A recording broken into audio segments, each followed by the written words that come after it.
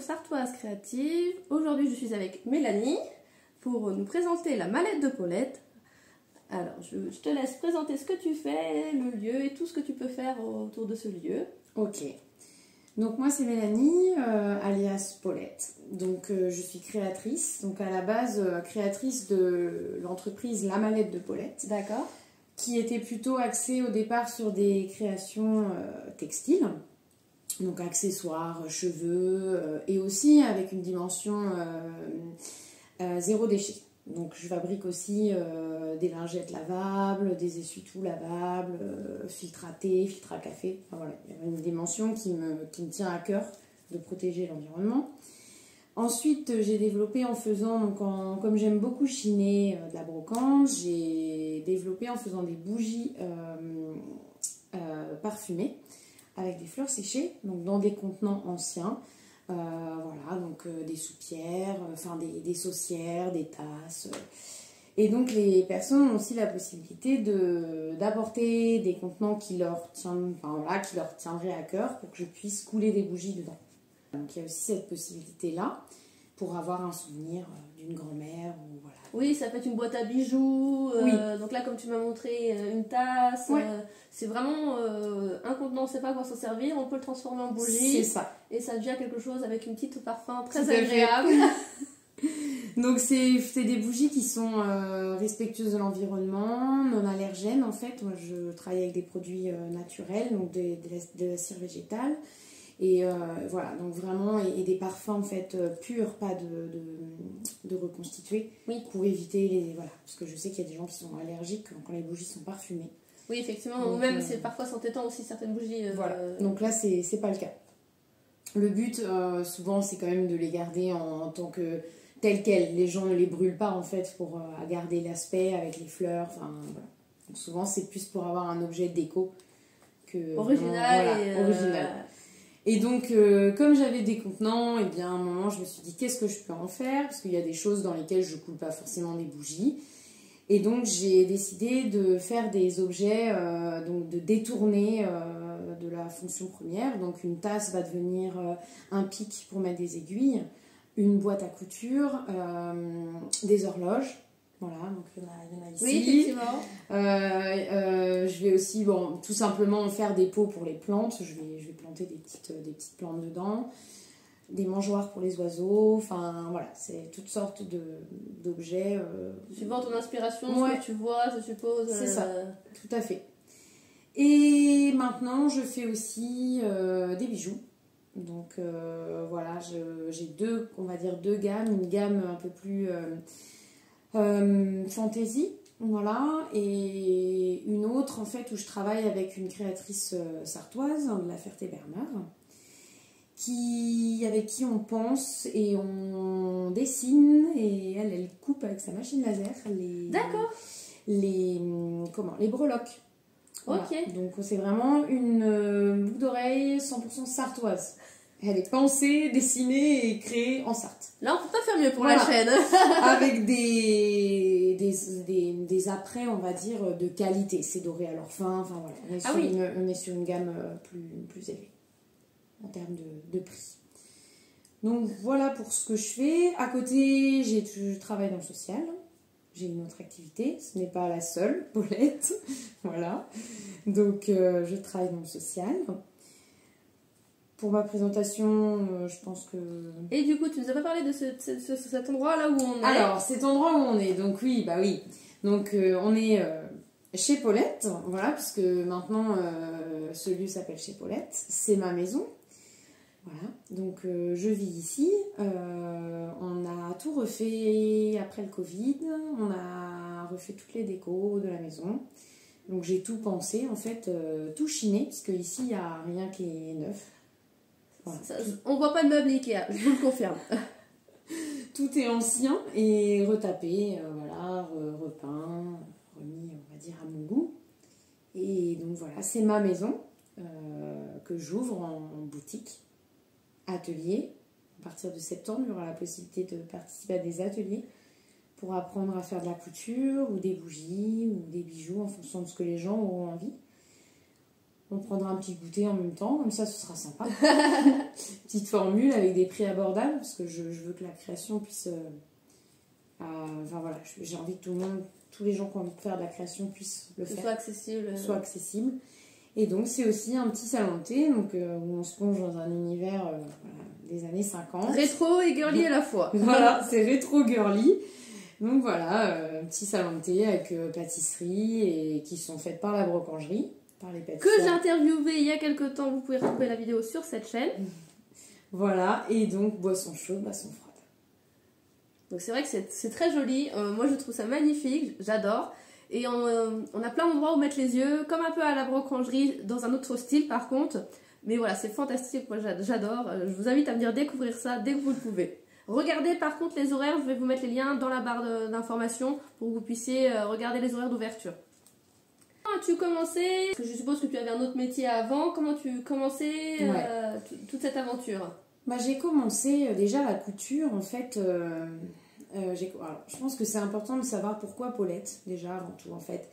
Paulette, c'est en hommage en fait à la dame qui a fait office de grand-mère, puisque en fait moi j'ai perdu ma grand-mère, j'avais 5 ans. Elle était de formation couturière, donc elle n'en avait pas fait son métier, mais elle avait une formation couturière. Et c'est elle, en fait, qui m'a appris pour la première fois à me servir d'une machine à coudre. C'était des machines à coudre enfants, comme celle-ci, juste là. Maman a eu une comme voilà. Donc j'ai appris sur une machine comme ça. Et bon, ma grand-mère, après, est décédée d'une maladie.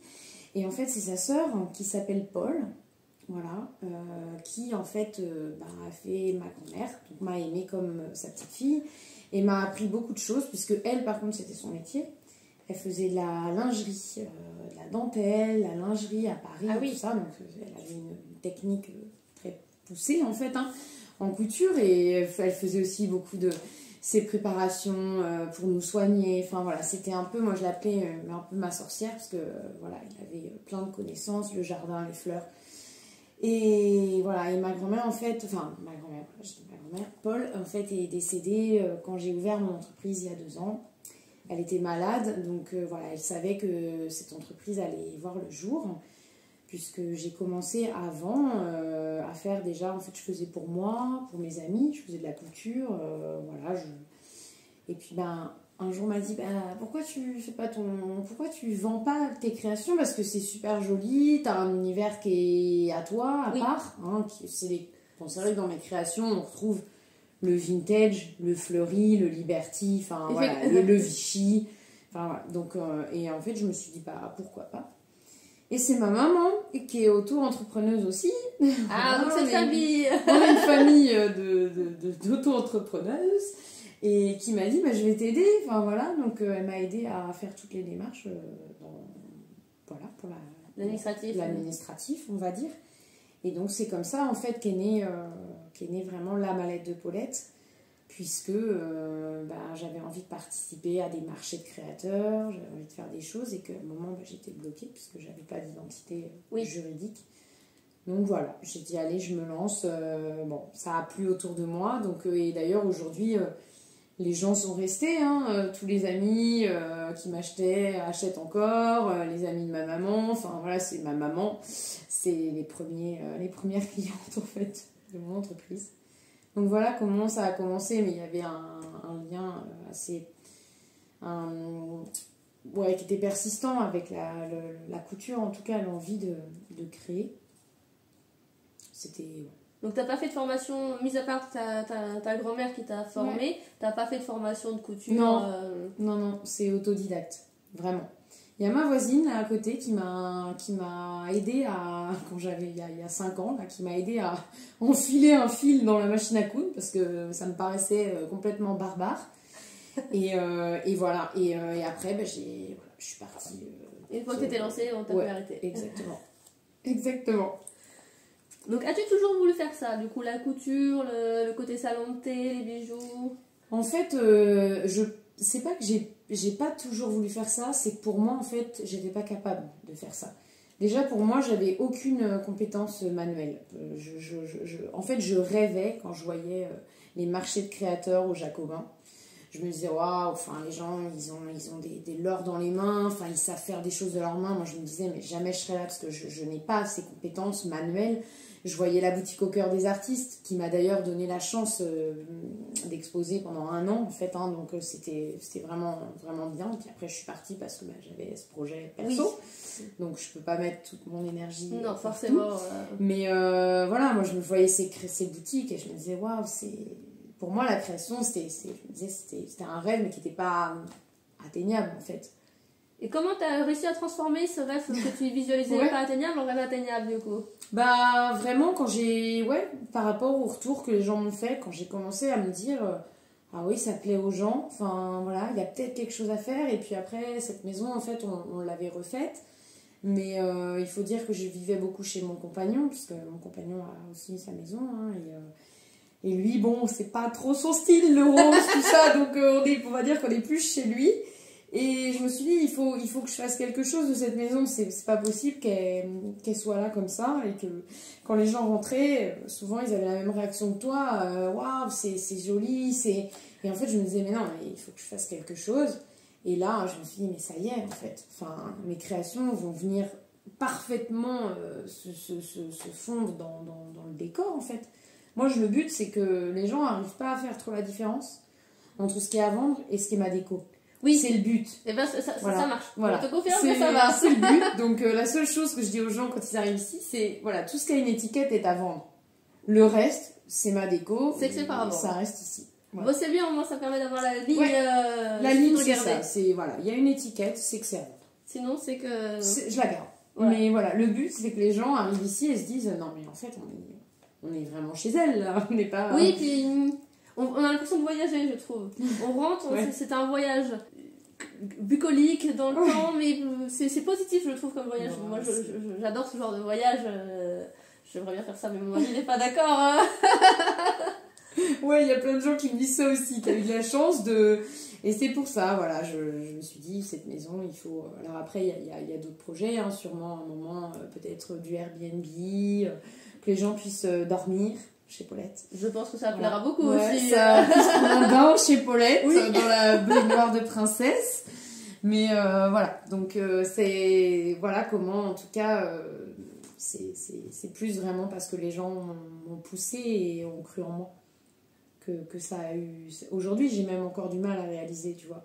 Quand je serre les gens là dehors, tout ça, je me dis mais c'est moi qui fais ça. Enfin, oui. Je suis vraiment en fait, je pense contente. Que tu te rends pas compte, mais tu as un talent, parce que décorer comme ça, tout le monde n'a pas ce talent là, et ça c'est un talent. Ouais. Chiner les bons objets qui rentrent dans la déco, tout le monde n'en est pas capable, n'a pas envie de prendre le temps, c'est sûr, mais de trouver les bons objets et d'accorder tout ça, ça marche pas chez tout le monde. Ouais, c'est vrai, je pense oui, des fois je me dis peut-être que je me rends pas compte. En tout cas, c'est moi, c'est mon cœur, c'est mon univers, et ce que je veux surtout, c'est partager en fait. Donc voilà, je suis vraiment contente de pouvoir recevoir c'est génial, parce que je trouve des gens ici. Un nouveau lieu atypique sur le Mans à voir et à découvrir. On a pas mal en plus sur le Mans. Ça j'aime bien, ça commence à... C'est ça, moi je suis très contente parce que j'ai de quoi faire pour la chaîne, je vous le dis.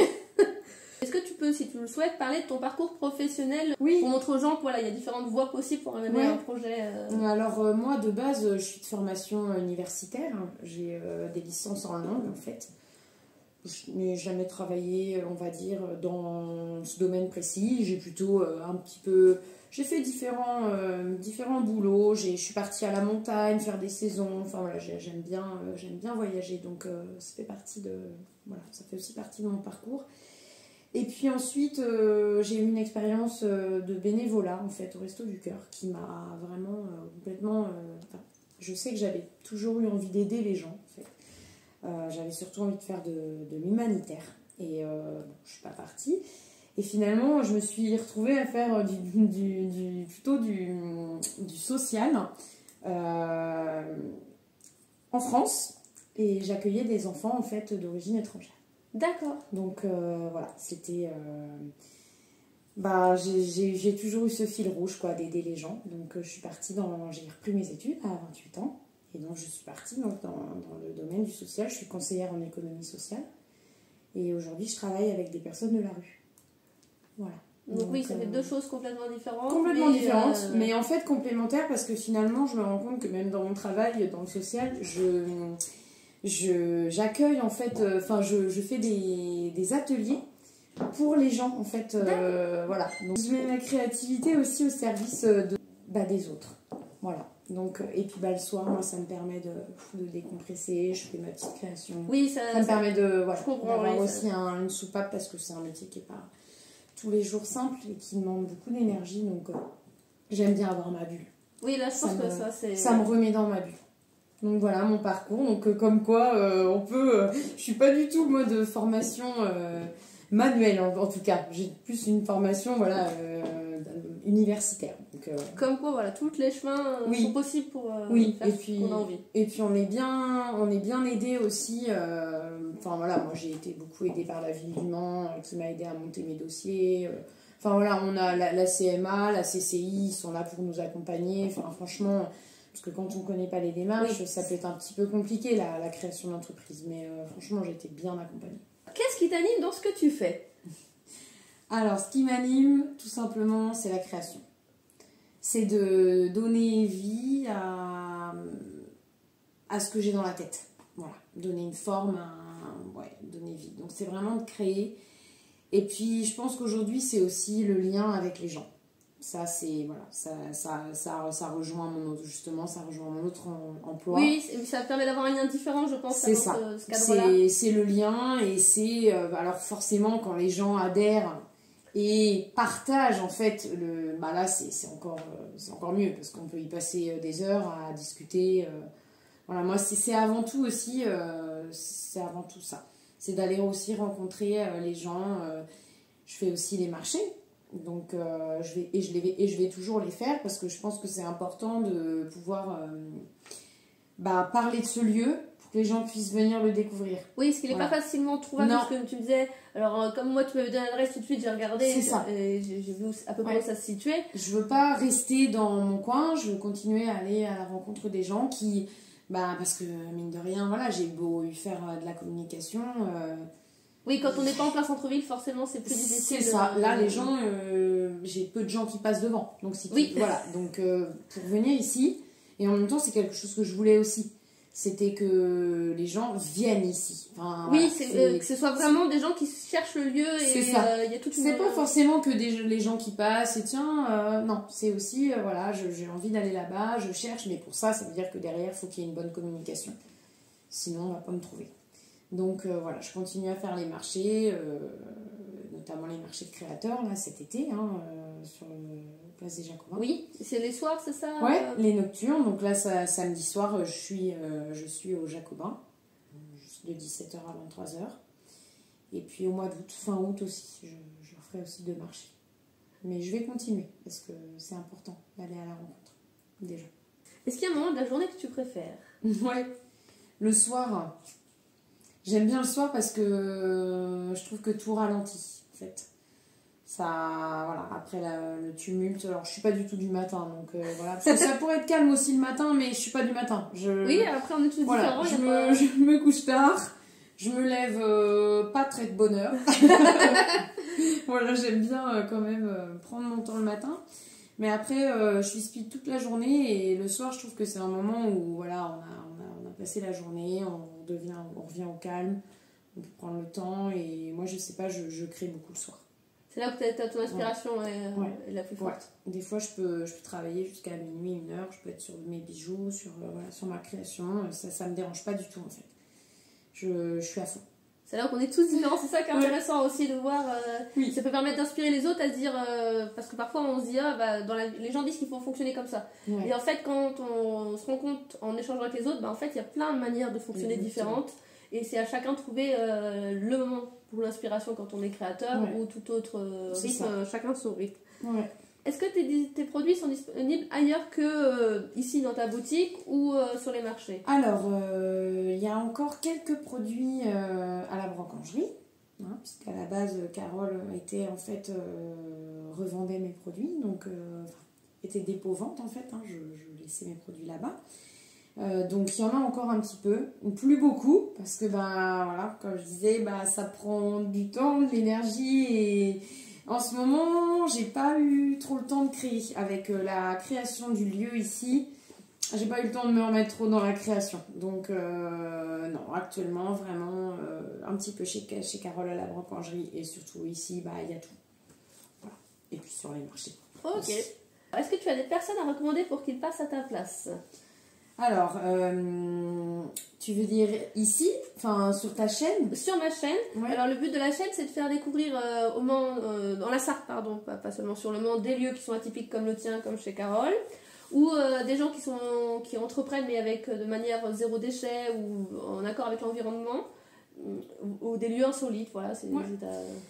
Alors déjà, je pense que j'ai envie de recommander le nouveau salon de thé aussi, place Saint-Michel, à côté de la cathédrale. D'accord. Je sais pas si tu en as entendu parler. C'est un peu Chez librairie. Chez Shire, voilà, donc librairie, salon de thé. D'accord. Donc un univers voilà, qui très atypique aussi, où on a l'impression d'un peu de se retrouver donc, bah, et puis c'était un peu aussi l'envie de Charlotte, c'est un peu Alice au Pays des Merveilles.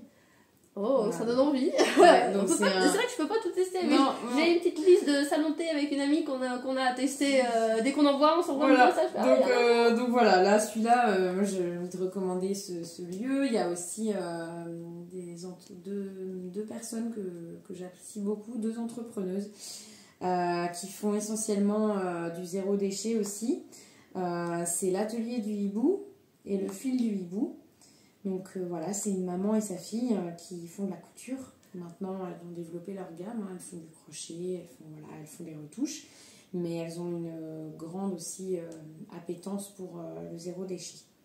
Je les ai croisées tout à l'heure, j'ai vu, elles étaient à Place de la Rep. Exactement.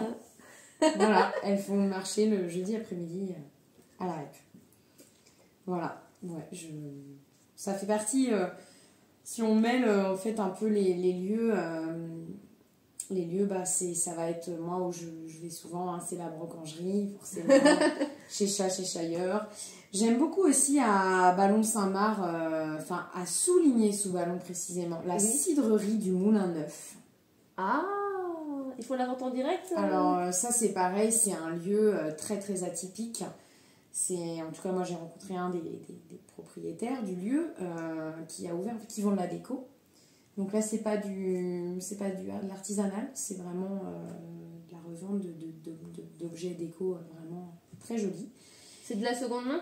Non, c'est du neuf. C'est du neuf. Ouais, c'est du neuf. Et par contre, son lieu, c'est une ancienne cidrerie. C'est un moulin. Et on peut prendre un thé. Ça fait salon de thé? Ouais. Bon, on peut manger un gâteau et c'est au bord de l'Huisne. Il me semble que c'est au bord de l'Huisne. Donc c'est trop mignon. Vraiment, c'est un lieu. Et c'est en dehors du Mans. Donc oui, voilà. C'est bien, ça me permet de sortir. Un lieu à la campagne, ouais, très agréable. Je note, je prends note et je les contacterai. Tu as parlé que tu faisais du zéro déchet. Donc, qu'est-ce que tu conseillerais à quelqu'un qui veut commencer justement à faire du zéro déchet? Moi, je pense que déjà, ce qui est important, la première chose, c'est de pouvoir trier. Je pense que le tri, en fait, ça fait pourtant très longtemps qu'on a commencé, mais je me rends compte qu'il y a encore plein de gens qui ne trient pas. Et déjà, moi, ce que je dis aux gens, déjà, trier au moins le verre. Oui. Le verre du reste, parce que c'est quand même... voilà, moi, ça me fait un peu mal au cœur quand je vois des bouteilles en verre dans les poubelles ménagères. Donc, je pense que la première chose, ce serait vraiment de dire aux gens, voilà, de trier leurs déchets, d'utiliser du lavable, du réutilisable. Donc, moi, je vois, j'ai mes éponges lavables, j'ai mes sachets de thé, donc qui sont en vente ici à la boutique, sachets de thé réutilisables, les filtres à café. Donc ça c'est pareil parce que mine de rien en fait c'est plein de choses qu'on jette tous les jours et qu'on se rend pas compte, mais un déchet, ça fait beaucoup de déchets. Oui, effectivement. Donc voilà, et puis moi je sais que j'utilise du savon, j'utilise encore du gel douche, mais c'est du gel douche en fait je remplis. Rechargeable. Donc j'évite tout ce qui est contenant plastique. Voilà, les lingettes. Parce que je me maquille, donc lingettes, pareil, c'est des lingettes lavables que je fabrique aussi moi dans ma boutique. Essayer d'avoir des choses qu'on lave plutôt des choses qu'on jette. Je suis d'accord. Déjà, voilà, pour moi c'est des petits gestes Oui, mais si tout le monde faisait ce même petit geste, en fait, ça changerait le monde. C'est ça, c'est ce que je dis des fois aux gens, parce que bah oui, mais c'est pas grand chose, c'est rien. Bah si, parce qu'en fait, moi je vois maintenant, ça doit faire 3 ou 4 ans que j'utilise maintenant des lingettes. Ah bah je me dis, j'en ai évité des déchets de coton et... Tout à fait, il n'y a pas de petits gestes en fait, chaque geste compte. Non. Donc voilà. Et même si, si les gens disent que c'est des petits gestes, en fait, imaginez ce geste fait par toute la population, le même geste. Vous imaginez pas tous l'économie qui serait faite, en fait, financière déjà pour vous. Ouais, c'est ça. C'est ça. Et pour la planète, de ne pas produire ces trucs qui vont à la poubelle au bout d'une utilisation. Ouais, donc moi, voilà. Puis j'essaye d'utiliser le moins possible tout ce qui est aussi aluminium, film, voilà, d'avoir des contenants, des bivraps, des choses comme ça. Il y a plein d'alternatives. Les charlottes alimentaires, voilà, les charlottes de bol, enfin voilà, il y a plein de choses qui existent. Et puis bon, moi j'ai en tête ma tata, en fait, Paul, qui en fait n'utilise jamais tout ça. Et je me dis, mais en fait, à leur époque, ça n'existait pas, ils s'en passaient très bien. En fait, donc voilà, les mouchoirs, tout ça. Quel est ton dernier geste que tu as mis en place pour la planète? Eh ben, moi, ce que j'ai mis en place là, c'est par rapport à mon entreprise, je vise en fait un label qui s'appelle Éco-Défi. Donc, c'est un label de la Chambre des métiers et de l'artisanat où il faut en fait réaliser 3 actions en faveur de l'environnement pour obtenir ce label. Donc, déjà, moi, la première chose, là, première et la dernière chose que j'ai faite ici, c'est d'installer des mousseurs sur les robinets. Donc voilà, j'ai des mousseurs pour limiter le flux d'eau. Et j'ai installé un stop pub aussi. Donc c'est des petites choses, mais voilà, c'est pareil. Au moins, quand ils comprendront à un moment que les gens, peut-être, ils veulent plus de pub papier, ils en prendront peut-être plus. Tout à fait. Donc voilà, donc un stop pub. Et j'ai encore donc une autre action à mener. Ça serait plutôt de faire un relevé... ça a été orienté par la Chambre des métiers. Ça serait faire un relevé de mes consommations d'eau pour essayer de limiter voilà, un petit peu les consommations d'eau, de faire que le ballon d'eau chaude chauffe vraiment sur des heures creuses. Enfin, voilà, essayer de faire des petits gestes aussi qui paraissent c'est banal, mais en fait ça fait vraiment des économies en termes d'argent aussi. C'est financier aussi. Voilà, c'est ça. C'est ce genre de geste, si tout le monde l'applique, ça fait la différence. Voilà. Et là, je suis en réflexion sur le compostage. Voilà, je sais qu'il y a un monsieur, donc je crois qu'il est d'Écomois ou de Télocher, je sais plus. J'ai plus en tête, mais il récupère en fait dans les entreprises à vélo. Ah oui. Le compost. Donc notamment Carole de la Brocangerie travaille avec lui. Donc moi j'ai moins de déchets parce que voilà, je ne fais pas de cuisine. Oui. Mais voilà, j'aimerais bien, on doit se rencontrer pour pouvoir mettre en place le...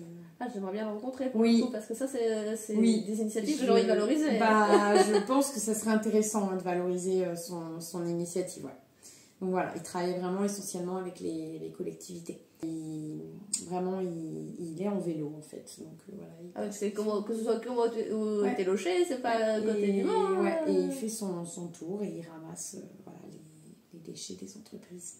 Ah, c'est génial. Donc je vais prendre contact avec lui. Enfin, j'ai pris contact, on doit se rencontrer. Donc voilà, on va mettre ça en place à partir de septembre. Oui. Là, je vais laisser un peu l'été.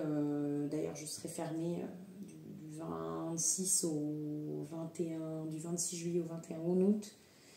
Et après, on repartira sur la rentrée, on mettra en place plein de choses. Quels sont les endroits que tu apprécies en Sarthe? Eh bien, alors justement, moi en fait, ce que j'aime, c'est les univers décalés. Donc, c'est les univers décalés, les choses anciennes. Donc, toutes les brocantes déjà, ça c'est sûr que voilà. Alors, il y en a pas mal aussi maintenant, ici, en tout cas au Mans. Donc la brocangerie, forcément. En plus j'allie le côté gourmand, parce que je suis gourmande, au côté Chine, voilà. Et puis Carole, bon, elle est super parce qu'elle récupère de la vaisselle pour elle, et des fois elle me dit tiens, je pensais à toi, elle connaît mes goûts, donc elle sait maintenant. Voilà, on travaille vraiment ensemble, elle me revend des contenants, enfin voilà, elle m'a donné aussi beaucoup de choses quand je me suis installée. C'était aussi sa manière à elle de m'aider à... Oui, de te soutenir dans ton projet. Elle m'a offert pas mal de choses. Donc donc je la remercie beaucoup. Et puis après, ça va être des lieux, ouais, vraiment c'est lié à l'ancien en fait. Moi j'aime les choses qui ont une histoire en fait. Que ce soit les bâtiments ou les objets, donc le Vieux Mans, c'est un endroit que j'affectionne particulièrement. J'aime beaucoup me balader dans le Vieux Mans. Toutes les petites cités un peu de caractère qui vont avoir une histoire, voilà, donc on en a quand même pas mal maintenant en Sarthe, hein, Fresnay, enfin voilà, il y a des coins comme ça, il y a aussi beaucoup de petites boutiques de brocantes là-bas. Donc j'aime, voilà, ça va être vraiment des lieux où je vais trouver des choses anciennes et qui ont un côté atypique. Rétro, vintage, historique. Décalé, voilà. Eh bien, merci beaucoup. Merci pour le temps que tu nous as accordé. Merci à toi. Merci beaucoup pour cette initiative. N'hésitez pas, si vous avez aimé la vidéo, à la liker ou à mettre des commentaires ou à partager. Et abonnez-vous. Merci beaucoup. Bonne journée. Au revoir. Au revoir.